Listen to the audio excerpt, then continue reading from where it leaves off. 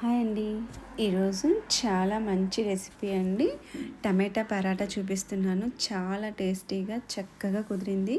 అది ఎలాగో ఇప్పుడు చూద్దామండి. ఫస్ట్ అయితే స్టవ్ మీద ఒక ప్యాన్ పెట్టేసుకొని కొంచెం ఆయిల్ వేసుకొని అది హీట్ అయిన తర్వాత కొంచెం జీలకర్ర, సోంపు, అలాగే కొన్ని నల్ల నువ్వులు వేసుకున్నానండి. అంతే.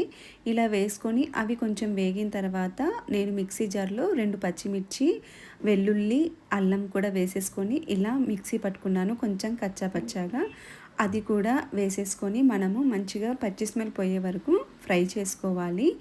ఇలా ఫ్రై చేసుకున్న తర్వాత ఇందులోకి 2 మీడియం సైజ్ టమాటాలు మంచిగా ఎర్రగా మెత్తగా ఉన్నవి తీసుకోవాలండి. అప్పుడు చక్కగా బాగుంటుంది.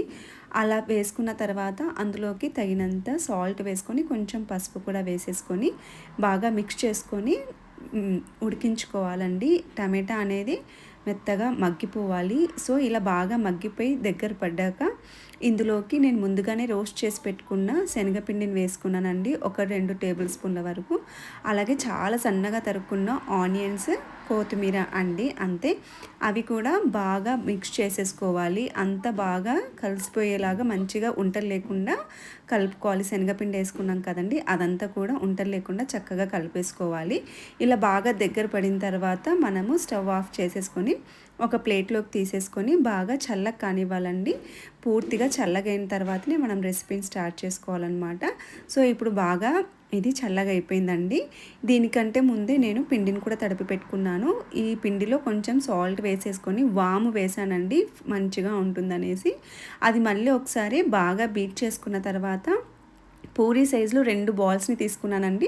2 కూడా చిన్న పూరీ సైజులో రుద్దుకున్నాను ఫస్ట్. తర్వాత మనం ప్రిపేర్ చేసుకున్న ఈ టమాటా గ్రేవీ ఉంది కదండి, అది పెట్టేసుకొని స్ప్రెడ్ చేసుకోవాలి. స్ప్రెడ్ చేసుకున్న తర్వాత క్లోజింగ్కి ఇంకొకటి రుద్దుకున్నాం కదా, అది కూడా పెట్టేసి అంతా క్లోజ్ అయ్యేలాగా ఇలా ఒకసారి అతికించేసేయాలండి. అంతే.